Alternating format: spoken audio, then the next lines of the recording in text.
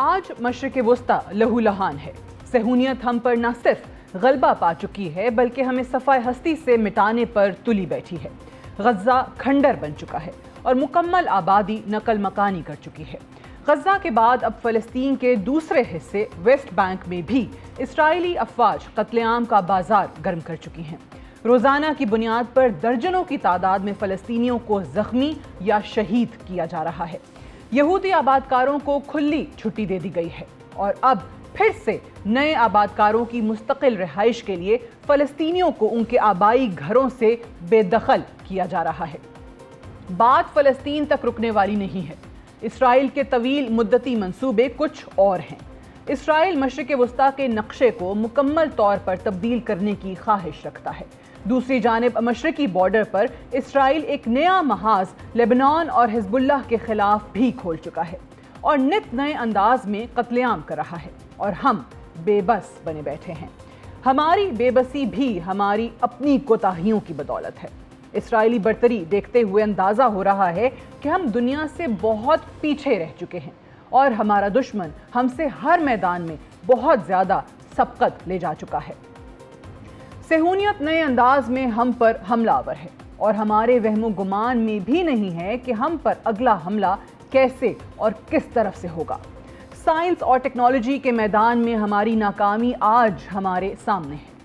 آج سے 8 برس قبل امریکہ کی ریاست مشیگن میں سائبر ٹیک 2017 کے نام سے ایک سیمینار کا انعقاد کیا گیا، جہاں اسرائیلی وزیر اعظم نیتن یاہو نے خطاب کرتے ہوئے بہت واضح الفاظ میں کہا تھا کہ ہم بہت تیزی سے ایسی صورتحال کی طرف بڑھ رہے ہیں جہاں بٹن کے کلک سے آپ قوموں کو بہت تیزی سے گھٹنوں کے بل گرا سکتے ہیں، کیونکہ ہر سسٹم کو ہیک کیا جا سکتا ہے۔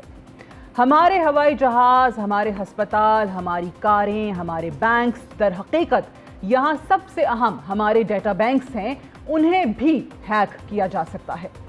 نیتن یاہو نے 8 برس پہلے جو کہا تھا وہ کر دکھایا۔ آج سے 4 روز قبل پیر کے دن لبنان پیجر دھماکوں سے گونج اٹھا۔ ایک ساتھ ہزاروں کی تعداد میں پیجر ایک ساتھ ایک کلک کے ساتھ دھماکے سے پھٹ پڑے۔ کوئی نہیں جانتا تھا کہ آخر کیا ہوا۔ دھماکوں کے نتیجے میں 2800 افراد زخمی ہوئے جبکہ 2 بچوں سمیت 12 افراد شہید ہو گئے۔ یہ اپنی نوعیت کی ایک ایسی دہشت گردی کی کارروائی تھی جس نے پورے لیبنان سمیت دنیا بھر کی ماڈرن اقوام کو بھی پریشان کر دیا۔ ابھی پیجر دھماکوں کو 26 گھنٹے بھی نہیں گزرے تھے کہ اسرائیلی انٹیلیجنس کی طرف سے ایک لمحے کے اندر واکی ٹاکی ڈیوائسز، آئی کام V82 ٹرانسمیٹرز اور دیگر الیکٹرانک ڈیوائسز بھی پیجر کی طرح پھٹ گئے، جس سے 14 افراد جاں بحق اور 300 سے زائد زخمی ہوئے۔ اسرائیل نے لیبنان میں جو کچھ کیا یہ ایک دہشت گردی کی کارروائی تھی جس کا نشانہ حزب اللہ نہیں تھی۔ ویڈیو شواہد کو دیکھا جائے تو بیروت میں لوگ شاپنگ کر رہے تھے، واک کر رہے تھے یا اپنے گھروں میں تھے اور پیجرز یا تو ان کے ہاتھوں میں یا ان کی جیبوں میں پھٹ گئے۔ دھماکوں سے لوگوں کے ہاتھ کٹ گئے، لوگوں کی ٹانگیں زخمی ہو گئیں، لوگ اندھے ہو گئے اور بہت سے لقمہ اجل بن گئے۔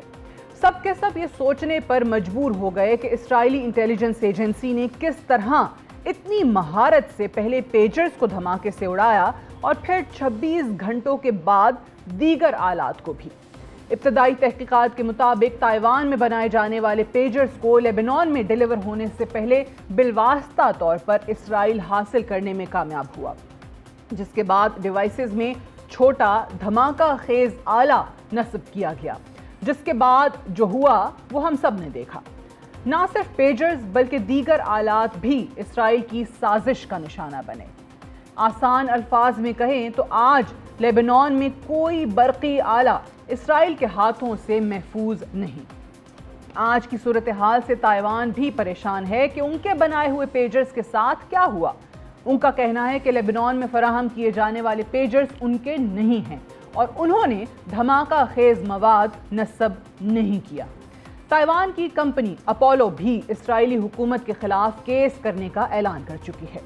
آج کے ایڈیٹوریل کو کنکلوڈ کرتے ہوئے ہمیں افسوس کے ساتھ کہنا پڑ رہا ہے کہ ہم ناکام ہو چکے ہیں اور ہمارے دشمنوں نے ہمیں ٹکڑوں میں تقسیم کر دیا ہے۔ نہ ہم سائنس کے شعبے میں ترقی کر سکے اور نہ ہی ریسرچ کے شعبے میں نمایاں مقام حاصل کر سکے۔ ہمیں کیا معلوم کل ہمارے ہاتھ میں موجود موبائل فون یا ہمارے گھر میں استعمال ہونے والے کوئی بھی برقی آلات دھماکے سے پھٹ جائیں۔ بیروت میں کیے جانے والے پیجر دھماکے ہمارے لیے ایک لمحہ فکریہ ہیں اور آج ہمیں اپنے مستقبل کے بارے میں سوچنا ہوگا۔